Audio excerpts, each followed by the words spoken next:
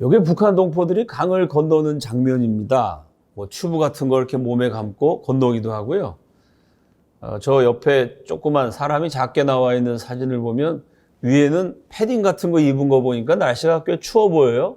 밑에는 잘 안 입었습니다. 왜냐하면 바지 같은 걸 입고 강을 건너면 옷이 젖으니까 젖은 옷 입고 돌아다니면 그거 누가 보면 쉽게 신고합니다. 그냥 강을 건너갖고 빨리 몸을 숨겨야 되거든요. 그래갖고 보통 이제 바지 같은 걸 비닐 같은 데 싸서 손에 들고 강을 건넌 다음에 잽싸게 물기를 제거하고 바지를 입고 안전한 장소로 이동을 하는 그런 모습입니다. 17살 된 처녀가 어렸을 때 아버지가 정치범 수용소에 끌려갔어요. 반동분자의 자식이니까 초등학교도 못 마치고 갖은 고생을 했습니다. 동생들이 나무 껍질 벗겨먹고 고생하는 걸 볼 수가 없어서 17살 나이에 강을 건너서 스스로 자기를 팔았죠. 그래서 뭐 중국 남자 이 남자한테 살다가 두들겨 맞아갖고 쫓겨나갖고 노숙자 생활하다가 다른 데 팔려갔다가 또 온갖 고초를 겪었어요. 근데 이 자매가 노숙 생활을 하다가 우연히 선교사님을 만나서 복음을 듣게 됐습니다. 선교사님이 네가 원하는 곳으로 보내주겠다. 너 한국 갈래? 미국 갈래? 어느 나라로 갈래? 탈출시켜주겠다고 제안을 했는데 이 자매가 뜻밖의 얘기를 하는 거예요. 저는 북한으로 돌아가겠습니다. 너 지금 북한으로 돌아가면 탈북한 지 오래돼서 넌 죽어. 실제로 죽을 수 있는 상황이었어요. 근데 왜 거기 다시 가려고 그래? 이 자매 얘기가 북한 동포들이 살아서도 지옥인데 예수님 모르고 죽어서 또 지옥 가면 얼마나 불쌍해요. 내가 예수 믿었으니까 이제는 북한 땅에 가서 복음을 전할 거예요.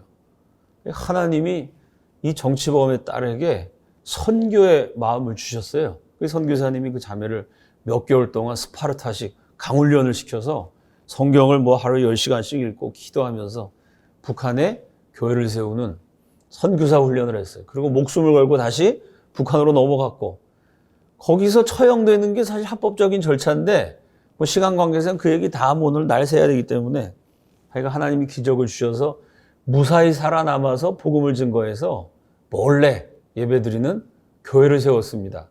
거기까지는 참 감동적인 스토리인데 문제는 교회는 세웠는데 계속 먹고 살기가 어려워요. 결국 이 자매가 다시 강을 건너서 팔려가게 됩니다. 그 다시 중국 사람한테 팔려가서 잘 살다가 단속에 걸려서 또다시 위험한 상황이 됐어요. 그때 뭐 이것도 참 사연이 많습니다만 짧게 말씀드리면 기적적으로 서울에 있었던 저하고 연결이 돼서 급하게 어떻게 돈을 보내고 조치를 해갖고 체포되기 직전에 탈출을 해서 한국 땅에 무사히 왔습니다. 한국 땅에 와서도 수많은 사람들에게 복음을 증거하고 탈북 동포들 교회로 인도하는 선교사적인 삶을 살고 있죠. 제가 그 자매하고 같이 일을 하면서 어느 정도 신뢰감이 생긴 다음에 조심스럽게 아주 잔인한 질문을 했습니다. 무슨 질문이냐면 예수 믿기 전에 팔려갔거든요. 그러다가 예수 믿고 다시 돌아와서 지하교회를 세웠는데 또 상황이 여의치 않아서 또 팔려갔어요. 예수 믿기 전에 팔려간 것과 예수 믿은 다음에 팔려간 게 뭐가 다릅니까? 참 목사가 잔인한 질문을 했습니다. 똑같이 팔려가는 비참한 상황이지만 그래도 예수 믿은 하나님의 자녀에게는 뭔가 다른 일이 있지 않았을까? 뭐 이런 생각 갖고 제가 물어봤더니 이 자매가 눈에 눈물이 탁 고이면서 저한테 이렇게 얘기하는 거예요. 목사님, 제가 은혜가 뭔지를 배웠어요. 두 번째 팔려가는데 이제 강 건너편에 밤에 오돌오돌 떨면서 웅크리고 앉아있어요. 강 저편에서 신호가 오면 강을 건너가야 돼요. 그 강을 바라보면서 수많은 생각이 들었겠죠. 17살에 처음 팔려갔을 때의 기억. 지금 몇 년이 흘러갖고 20대가 돼서 다시 가게 되는데 처음 팔려갈 때 그냥 뭔지도 모르고 그냥 일단 굶어 죽을 수 없으니까 돈 받고 자기를 팔았어요. 근데 여러분 북한의 이 처녀들을 참 돈 주고 사서 여기저기 파는 일종의 인신매매단, 범죄 집단이라고 할 수 있죠. 거기서 일하는 사람들이 그렇게 말쑥한 신사숙녀들은 아니겠죠. 이 북한 처녀들을 그냥 파는 것만도 끔찍한 건데 팔려가기 전에 무수히 강간을 당합니다. 17살 때 못 모르고 그냥 팔려가나 보다 하고 갔다가 자다가 보면 뭐 남자가 한 놈이 덤비기도 하고 두 놈이 덤비기도 하고 이건 뭔지 모르고 아주 끔찍한 일을 많이 겪었어요.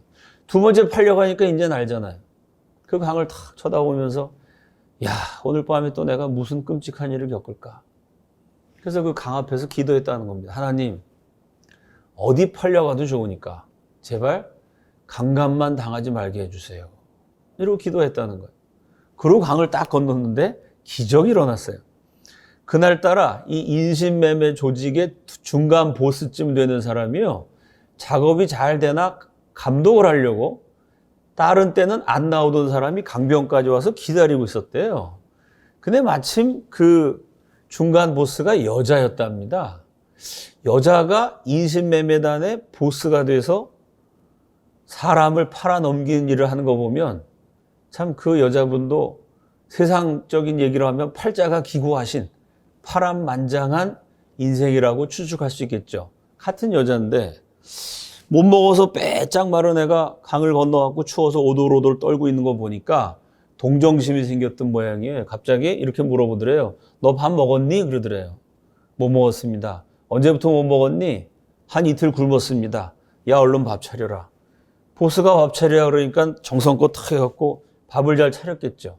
그래서 먼저 밥을 먹이는데 이틀을 굶은 데다가 강 건넜으니 얼마나 긴장했겠어요. 그러다가 밥을 주니까 긴장이 풀어져갖고 밥이 이게 뭐 귀로 들어가는지 코로 들어가는지 막 정신없이 밥을 먹는데 이 두목 여자가 갑자기 밥을 퍼먹는 북한 자매 뒤로 와가지고 등을 이렇게 두들겨주면서 채알라 천천히 먹어라. 언니처럼 보살펴주더라는 거예요. 그리고 물어보더래요. 너 몇 년생이냐? 나이가 몇 살이냐? 몇 년생이라고 얘기했더니 내가 중국 시골 출신인데 그 시골에 네 나이하고 똑같은 내 여동생이 있었다는 거예요. 근데 뭐 범죄 조직에 가담한 거 보니까 인생이 참 기구하게 흘러갔던 거죠. 몰래 그 마을을 탈출할 때 그래서 도시에 가갖고 한번 꿈을 이뤄보겠다고 이 여자 두목이 탈출할 때 그 어린 여동생이 언니 가지 말라고 막 밤에 울고불고 그래갖고 언니가 가서 예쁜 꽃신도 사갖고 오고 너 머리핀도 사갖고 오고 맛있는 거 많이 사줄게 겨우 달래갖고 여동생을 떨어놓고 왔는데 그 후로 고향 마을에 못 돌아가게 됐죠. 야, 걔가 지금 살아있으면 네 나이쯤 됐겠구나.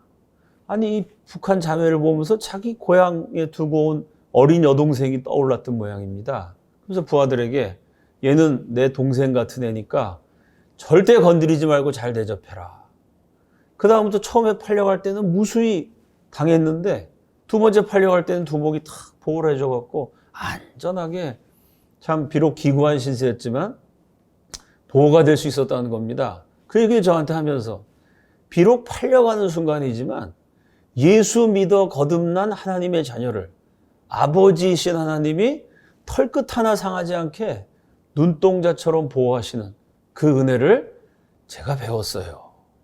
사실은 그 자매 얘기를 듣고 목사인 제가 은혜가 뭔지를 배웠습니다. 제가 정말 하나님께 회개했어요. 야, 저 북한의 지하교회 성도는 강간당하지 않은 것만도 은혜라고 저렇게 눈물을 철철 흘려가면서 간증을 하는데 나는 참 명색이 목사인데 뭐 살다가 조금 힘든 일이 생기면 하나님 이게 뭡니까? 내가 원망도 하고 불평도 하고 하나님 제가 은혜를 모르는 사람이었습니다. 참 그 자매의 간증을 들으면서 제가 배웠습니다. 눈동자처럼 지키시는 아버지 하나님의 은혜가 언제나 여러분과 함께 하시기를 축원합니다.